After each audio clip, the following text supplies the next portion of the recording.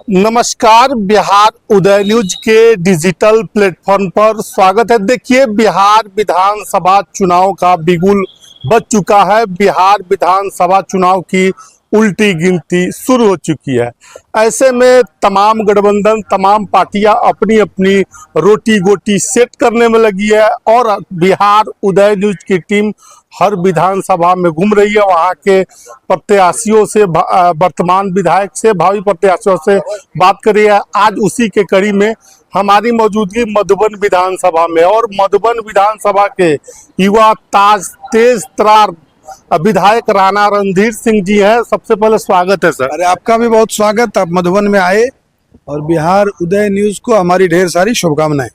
Sir, माहौल कैसा लग रहा है? आप क्षेत्र भ्रमण कर रहे हैं। देखिए, मैं तो आपके माध्यम से मधुबन की महान जनता को, मतदाता मालिकों को धन्यवाद देना चाहता हूँ कि इतना समर्थन और इतना सहयोग उनका मिलता है। आज मैं जो कुछ भी हूँ या जो कुछ भी कर पा रहा हूँ, ये सब उनके आशीर्वाद और सहयोग से हो रहा है। और हमने क्या किया है 5 वर्षों में, इसकी पूरी किताब हमने छपवाई, एक एक योजना, एक एक काम। क्योंकि मेरा मानना है कि जनता जनार्दन है, जनता में भगवान का वास होता है। जनप्रतिनिधि में कमी हो सकता, हम में कमी हो सकता, लेकिन जनता जो है उसमें कभी कोई कमी नहीं रहती है। तो इस नाते हमने जो भी काम किया वो जनता के समक्ष रहे, जनता उसको देखे, पढ़े और उसको कमी नजर आए तो वो बताए। उनका आदेश सिर आंखों पर है। फिर हम लोग अगली बार जो है उसको ठीक करके उनके अनुकूल काम करने का काम हम लोग करते हैं। और सेवा, मधुबन का विकास और मधुबन की जनता की सेवा, इस 2 लक्ष्य के साथ हम लोग लगातार काम किए हैं और आगे भी काम करते रहे। सर, सबसे बड़ा अचीवमेंट कब रहा? सबसे बड़ा काम मधुबन विधानसभा में आपकी क्या रही अभी तक? नहीं, देखिए, एक तो आपको बड़े काम भी गिनवा देता हूँ। अभी राम जानकी पथ, यहीं जहाँ बैठे हैं बाजितपुर गांव में, यहीं से गुजरेगा 4 लेन की सड़क। अभी वो अयोध्या से जनकपुर की सड़क, 4 लेन सड़क अभी गुजरेगी। दूसरा, भारतमाला सड़क देख रहे होंगे, चोरमा से हमारे क्षेत्र से होते हुए बरगनिया तक जाती। तीसरा, एक सिलीगुड़ी, गोरखपुर से सिलीगुड़ी एक्सप्रेसवे 6 लेन, ये भी पकड़ी दयाल और फेनहारा होके गुजरेगी हमारे विधानसभा के 2 प्रखंडों से। 6 लेन है वो। ये 4 लेन मधुबन से गुजर रही, इसी गांव से होके गुजर रही। बाजितपुर गांव भी उसमें आएगा, कई गांवों से गुजरेगी, जिसमें संजोग से आप चूंकि यहाँ बैठे हैं इसलिए मैंने इसका जिक्र किया। तीसरा, कि हम लोगों ने फेनहारा में 10 करोड़ की लागत से CHC अस्पताल बनाया, एकदम रोड पर है, बहुत बढ़िया अस्पताल, हाईटेक अस्पताल बना है, जिसका उद्घाटन 2-3 दिनों में हम लोग कर देंगे। माननीय मुख्यमंत्री जी का है तो उद्घाटन हो जाएगा।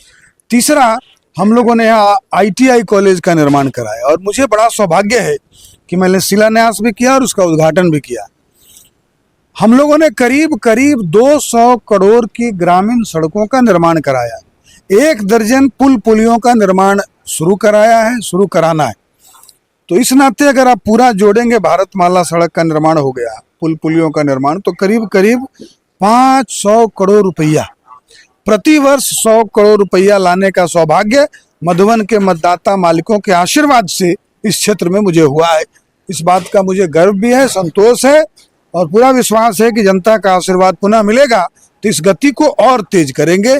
क्योंकि विकास और सेवा, जैसा मैंने कहा, ये हमारा सबसे प्रथम लक्ष्य है हमारा।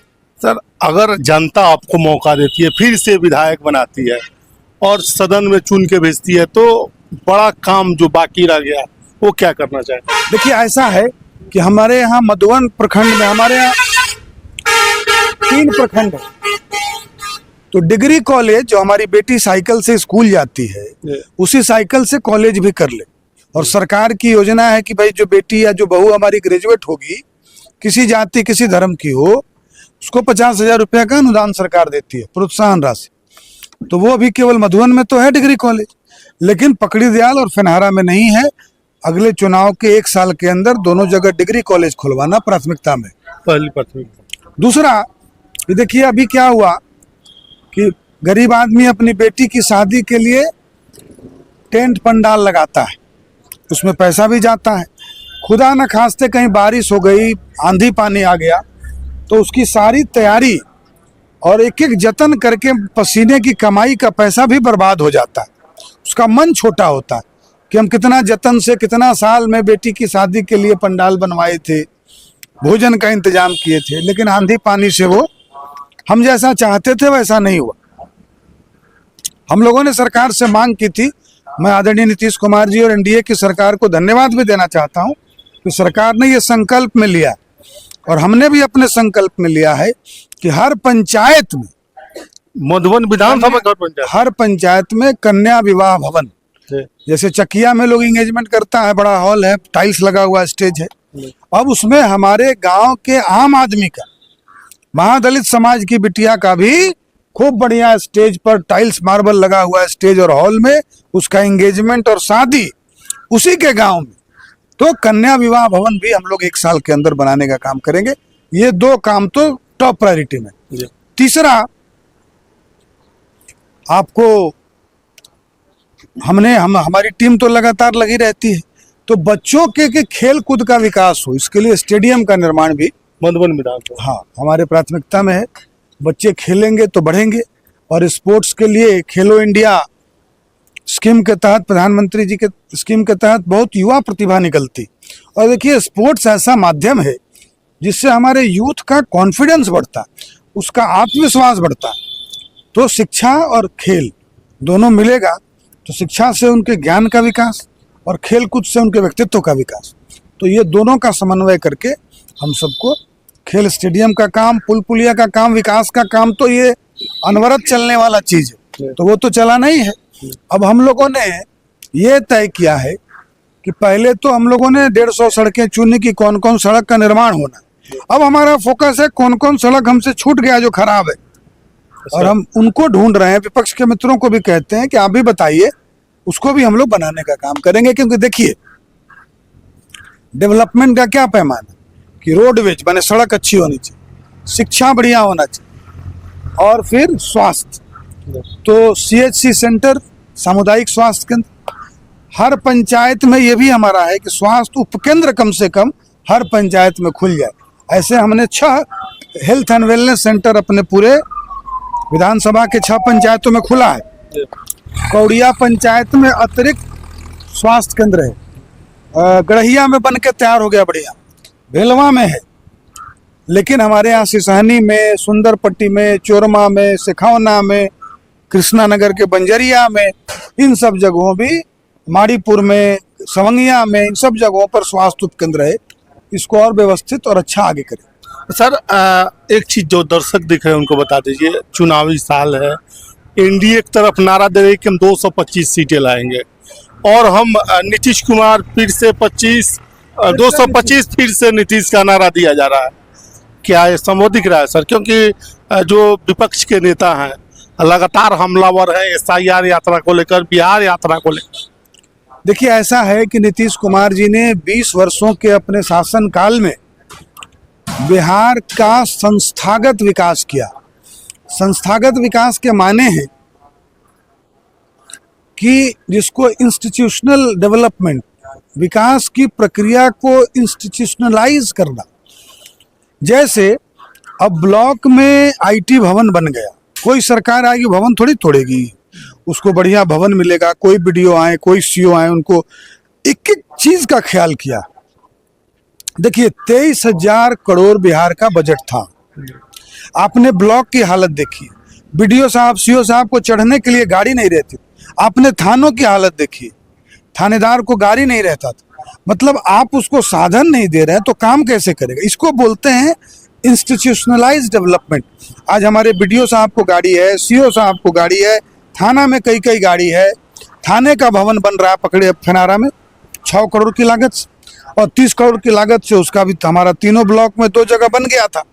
जमीन थोड़ा बढ़िया लोकेशन पर उसको फाइनलाइज करने में समय लगा, लेकिन फेनहारा भी 30 करोड़ की लागत से बन रहा है। तो इसको कहते हैं कि पंचायतों में पंचायत सरकार भवन, कि जनता अपने काम के लिए पंचायत सरकार भवन में जाए, मुखिया जी लोग, सरपंच साहब लोग, इनके बैठने की व्यवस्था, इसको कहते हैं संस्थागत विकास। और सबकी चिंता करना, वार्ड मेंबर के मानदेय से लेके ऊपर मुखिया जी तक, प्रमुख जी तक, सबकी व्यवस्था करना, क्योंकि अगर आप व्यवस्थित नहीं होंगे तो आप ज्यादा रिजल्ट नहीं दे पाएंगे। तो इसकी चिंता नीतीश कुमार जी ने की और 23,000 करोड़ के बिहार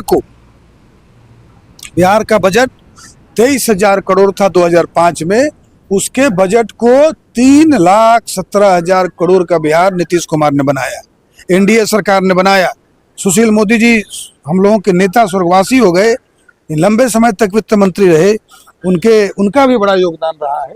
तो इस नाते अब देखिए ना, गांव में जो हमारे विकास मित्र हैं, हमारे टोला सेवक हैं, हमारी महिलाएं, बिहार में 1,40,00,000 महिलाओं को आत्मनिर्भर बनाना जीविका के माध्यम से 11 लाख समूह बना के महिलाएं किस प्रकार से छोटे रोजगार करके आत्मनिर्भर बन रही, अपने परिवार को संभाल रही।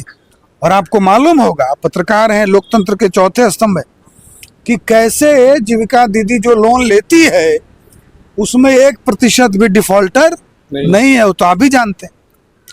तो ऐसे तो हम लोग टाटा कंपनी में थे, इंजीनियर थे, नौकरी करते थे, तो हमारे एमडी साहब कहते थे कि दुनिया में माताओं को, माने female managers are the best managers.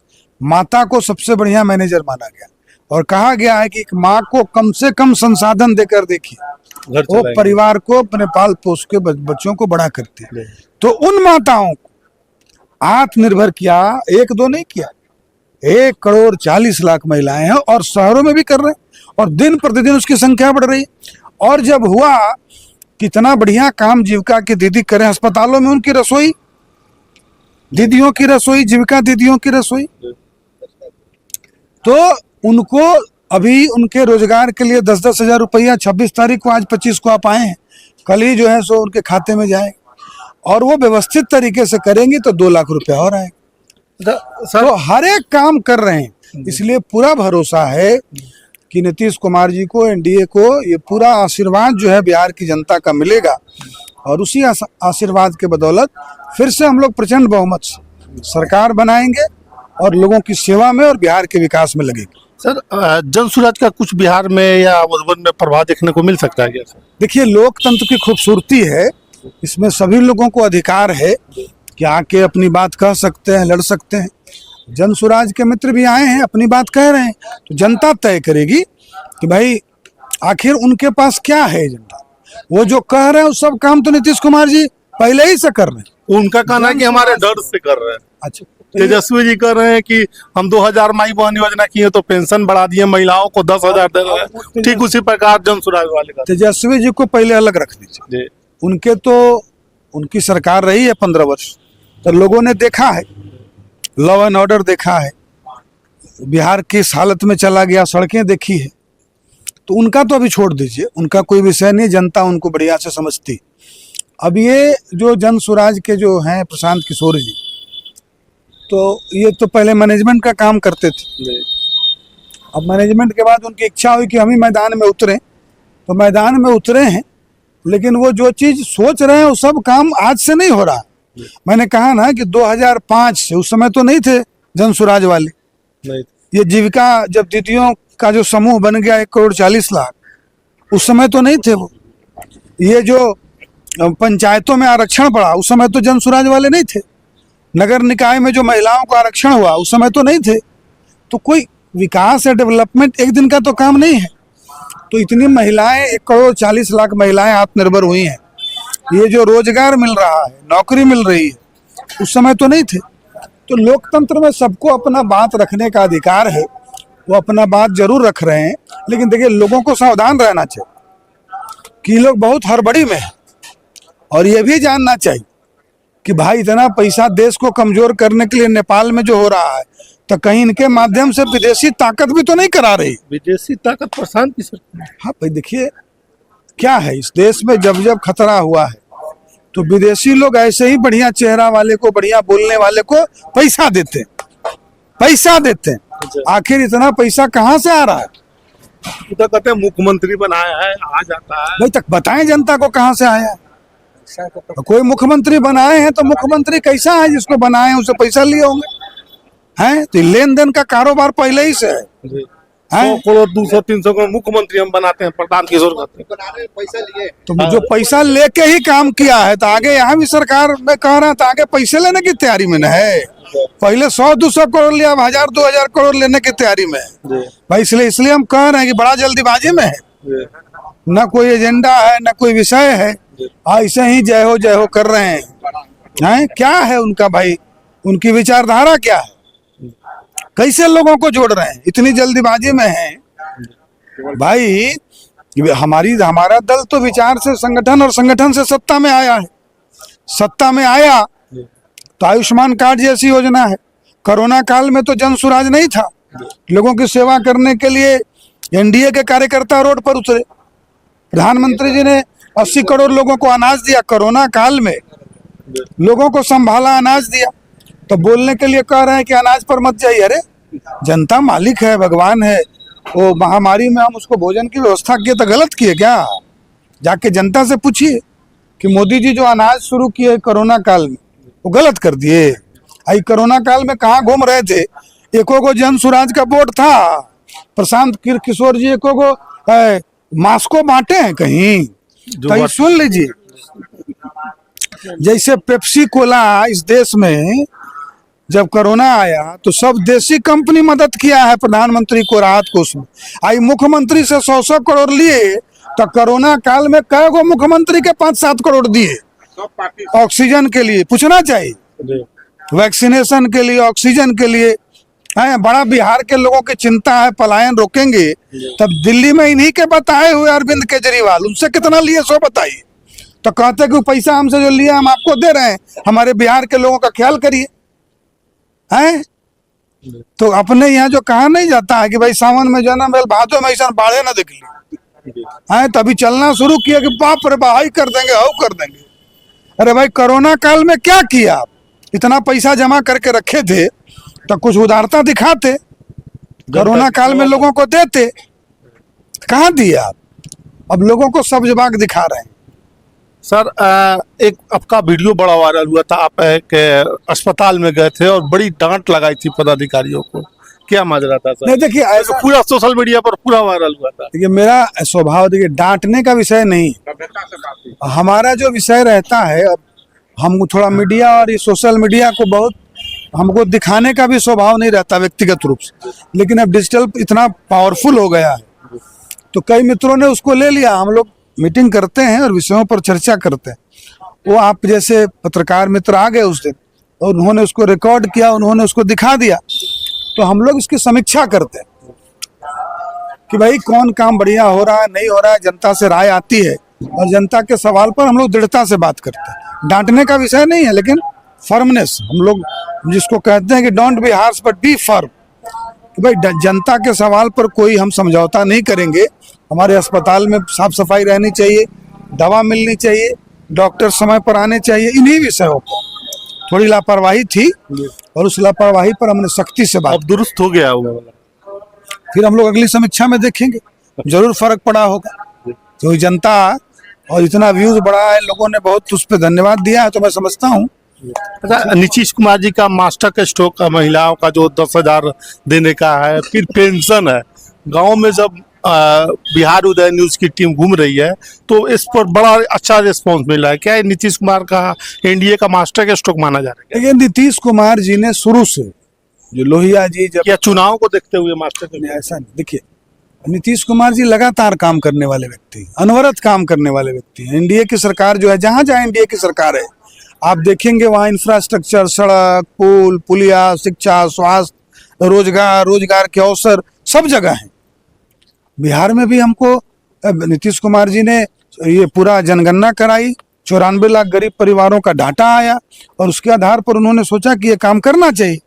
और उस काम को करने में क्यों हुआ कि माताओं को देंगे। हम अभी कहे ना कि भाई माताएं दुनिया की सबसे अच्छी मैनेजर है, तो उनको देंगे तो परिवार बढ़िया चलाएंगे, घर अच्छा चलाएंगी। और ये शराबबंदी में नीतीश कुमार जी ने किसके कहने से किया? माताओं बहनों के कहने से किया। तो इसलिए उनको समृद्ध कर रहे हैं। और कोई काम एक दिन में नहीं होता, ये एक सतत प्रक्रिया है और इस प्रक्रिया के लिए एनडीए सरकार समर्पित है, नीतीश कुमार जी का नेतृत्व समर्पित है। और कोई ये नया काम किसी के कहने से करेंगे नीतीश कुमार जी? ठीक है, बहुत भाई बहुत नीतीश कुमार जी का जो व्यक्तित्व है और नरेंद्र मोदी जी का, किसी को बताना पड़ेगा कहाँ से शुरुआत करके नए बिहार के निर्माण में और नए भारत के निर्माण में दोनों का योगदान अतुलनीय है। और आने वाली कितनी पीढ़ियां दोनों को प्रणाम करेंगी और उनको धन्यवाद देंगी। बहुत बहुत धन्यवाद सर। जाते जाते दर्शकों को एक शब्द में मधुबन विधानसभा के बारे में क्या कहिएगा जनता का? देखिए, मैं बहुत भाग्यशाली हूँ, मैं बहुत सौभाग्यशाली हूँ कि मधुबन के महान जनता का, मतदाता मालिकों का आशीर्वाद मिला। मैं केवल उनको आपके माध्यम से उनको धन्यवाद देता हूँ, बधाई देता हूँ। और केवल एक आग्रह निवेदन है कि मेरा पूरा जीवन आपकी सेवा में समर्पित है। अपना स्नेह आशीर्वाद बनाए रखिएगा। मैं आपकी सेवा के लिए हमारा जीवन समर्पित है, यही कहना चाहता हूँ।